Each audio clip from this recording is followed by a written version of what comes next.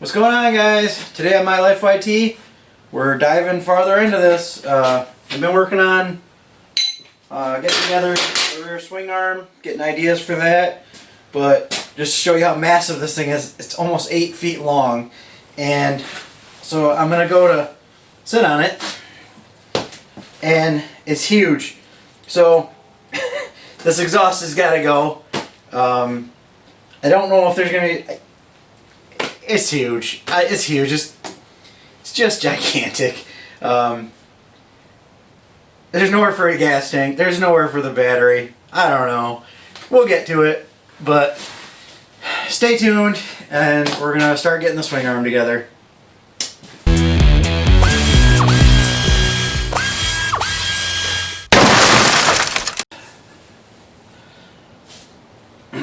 So on our first episode, we made up our frame.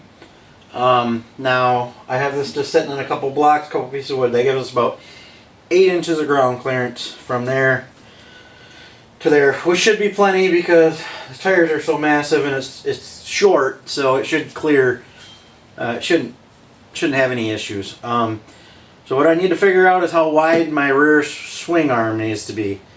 The tire's sitting down. I got a flat bar across here, and I'm at about 14 inches, give or take a little bit. So I need clearance on the one side for the chain, obviously, and then the other side I want a little bit of clearance. So what I'm thinking is about 17 inches from inside to inside. That, you know, that'll give me maybe 2 inches on the one side for the chain or whatever, and then an inch on the other side, or an inch and a half and an inch and a half, just to be safe when I start digging in the sand and mud and whatever with the rear tire.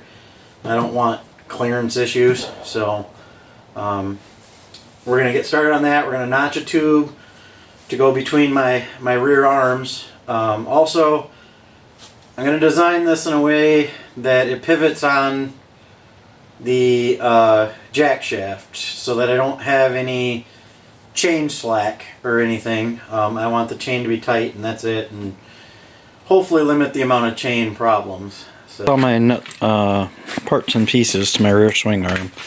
In a nutshell, is kind of how it's going to go together. Obviously, like, these will be turned 90 degrees, so the bearing is going across, not this way. I know that this kind of setup, there's not really going to be any adjustment on the chain, so I don't know. What I'm thinking is that I can get it as close as I can, then maybe put washers between the bearing and the pad, or I'll try to come up with something else. But I was just getting the layout for you. I'm going to tack this up and be right back. And there we have it, guys. Now it's going to need a lot more bracing. I just have it a couple small welds on all of it. So I think it's going to get another crossbar in here, probably some gussets, different stuff. Trying to get an idea how it's going to fit and where it's going to fit on the frame. So yeah, that gives you an idea what we're looking at, though.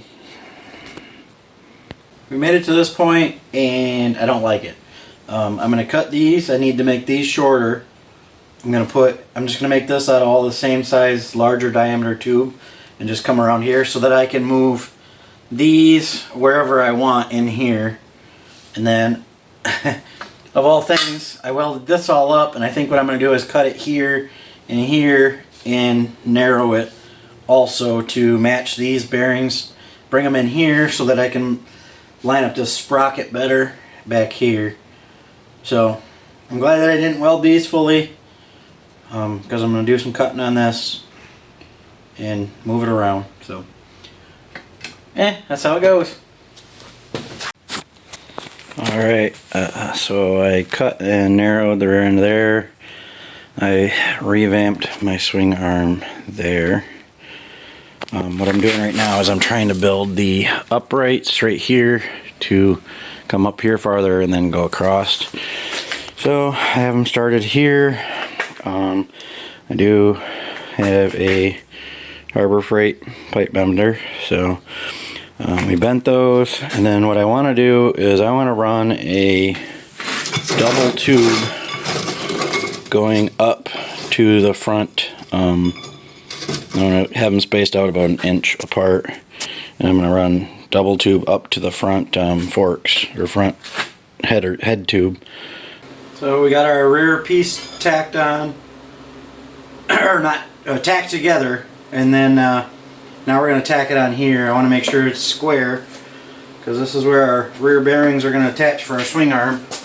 So grab our little square here, grab our welder.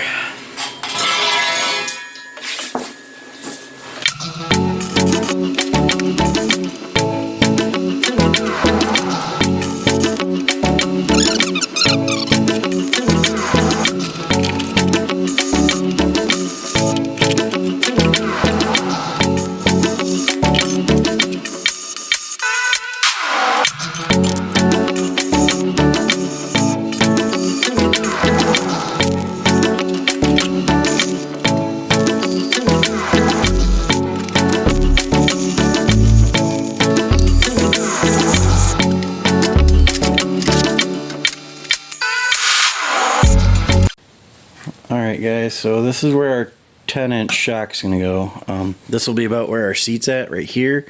We'll have our tubes going to the front there, and it should mount pretty nicely right there. It's about perfect size. I might have to drop the bracket down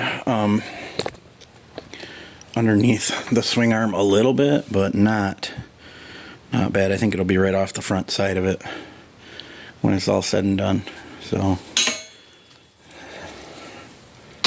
but we're not going to mount that up today. We're going to hold off. Well guys, I think that's it for today.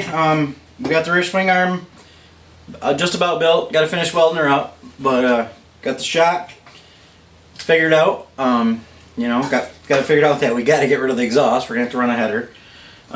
There's no way around that.